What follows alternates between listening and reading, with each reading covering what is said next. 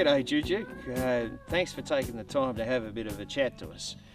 Now, it's Juju Butterwee Wilson, isn't it? Butterwee. Butterwee. I keep getting that mixed up, don't I? Now, you're a local lady, aren't you? You were born and raised here in Kununurra. In fact, you were born under a boab tree, in fact, out the back there, weren't you?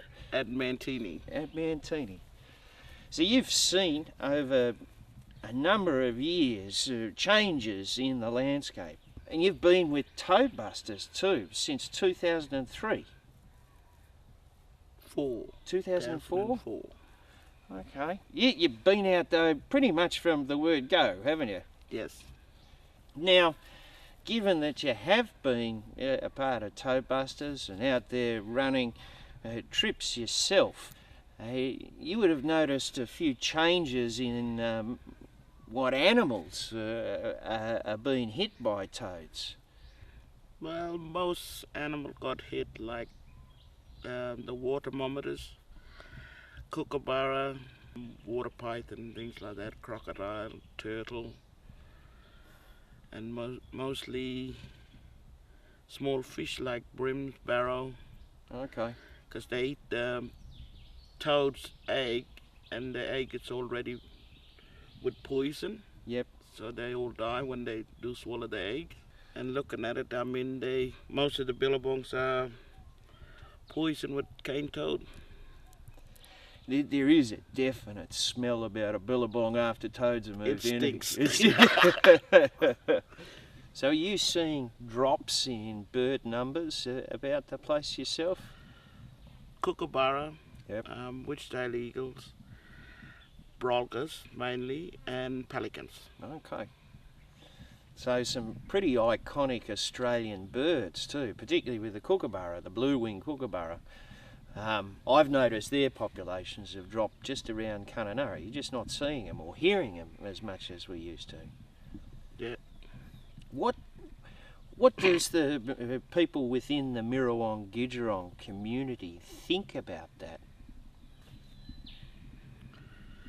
Well, most old people, like my grandmothers, I mean, we took them out on our first trip, 2004 at Timber Creek.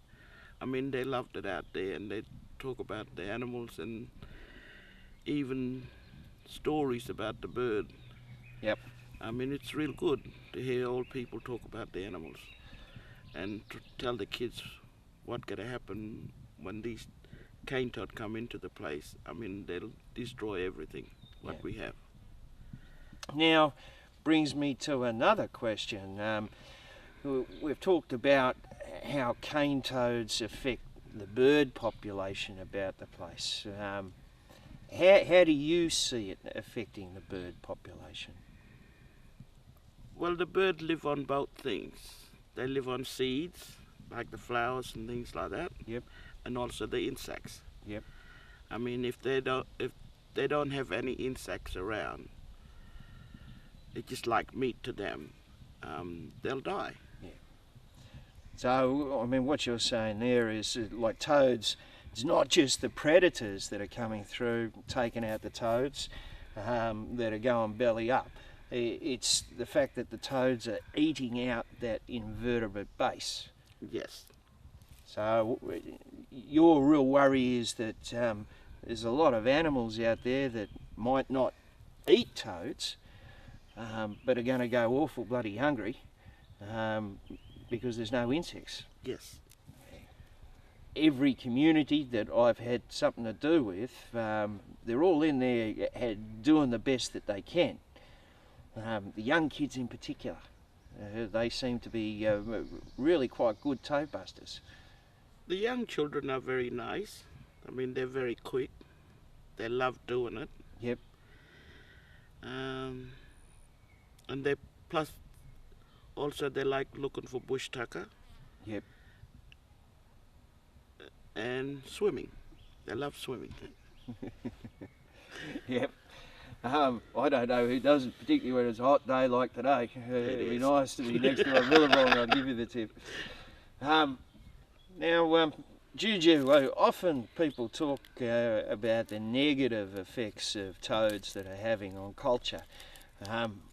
But there's also positive effects too. I mean, when you get a big busload of kids, you keep them out of trouble by taking them out bush and getting them back on country and busting toads. But it's good for the kid to leave the town, because the mess they make. I mean, there's no one to look after them, so we take them out toad busting, and then they love it. I mean, they love camping out, they love to see the animals, and also catching toad. I always see that myself. We just need more bus drivers, don't we? Yes, that's all we need. Juju, Buruwi, Wilson. Thank you, Ben.